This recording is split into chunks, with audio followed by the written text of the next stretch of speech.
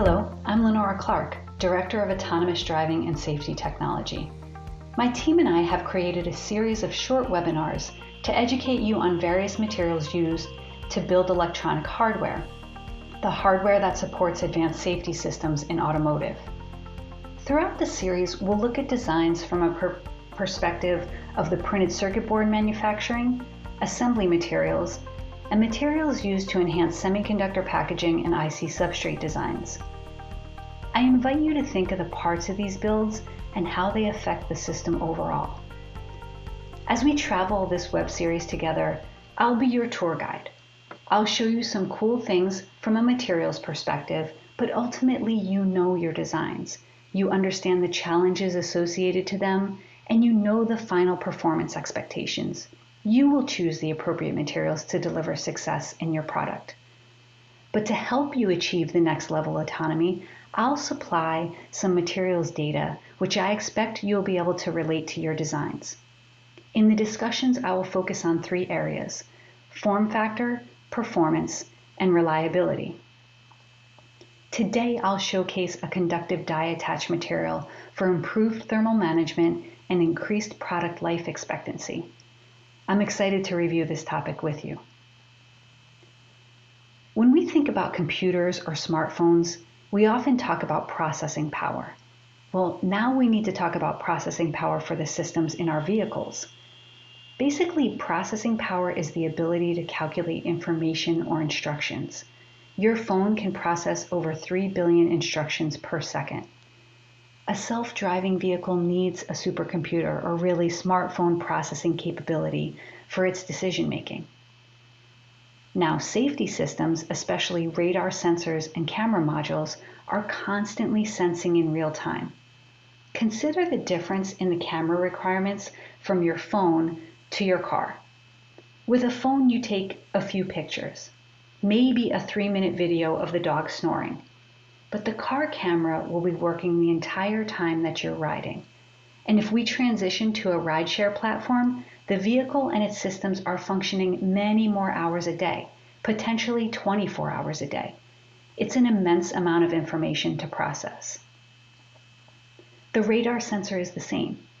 It's constantly gathering and interpreting information from the vehicle's surroundings. I like to think of the components in the design as the brains of the system. It's the job of the IC substrate packages, specifically for radar, to send and receive a signal.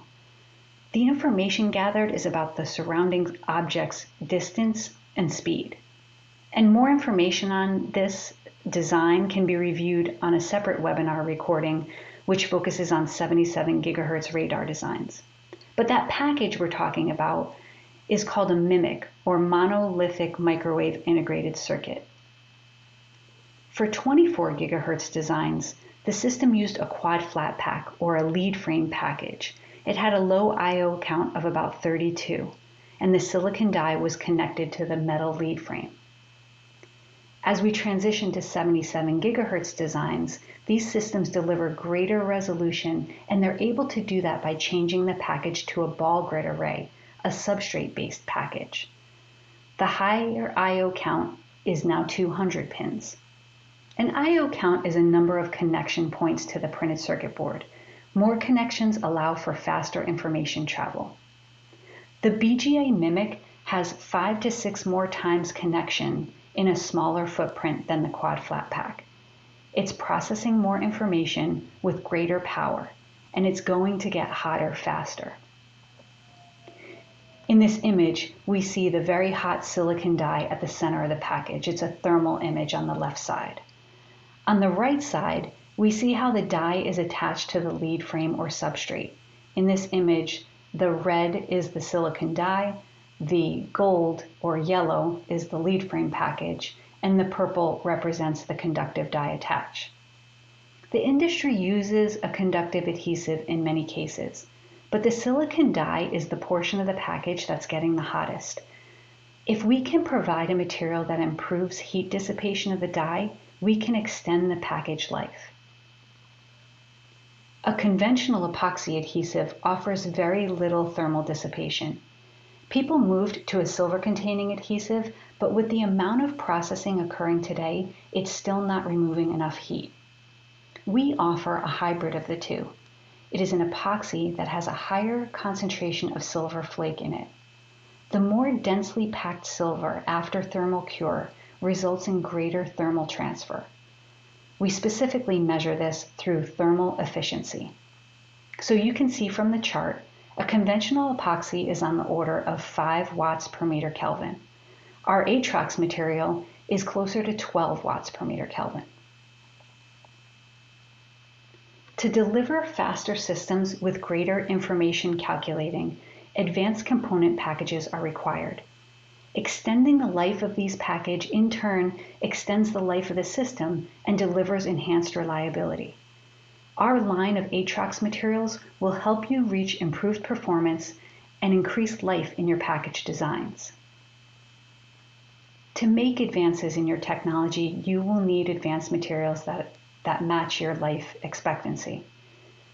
We have over 60 years of electronics experience in all market segments.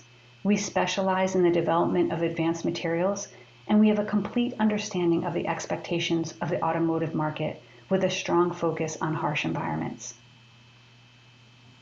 I thank you so much for your time, and please don't hesitate to contact me if you have any questions or if there's another topic you would like me to consider for the next series of webinars. I look forward to continuing the discussion with you.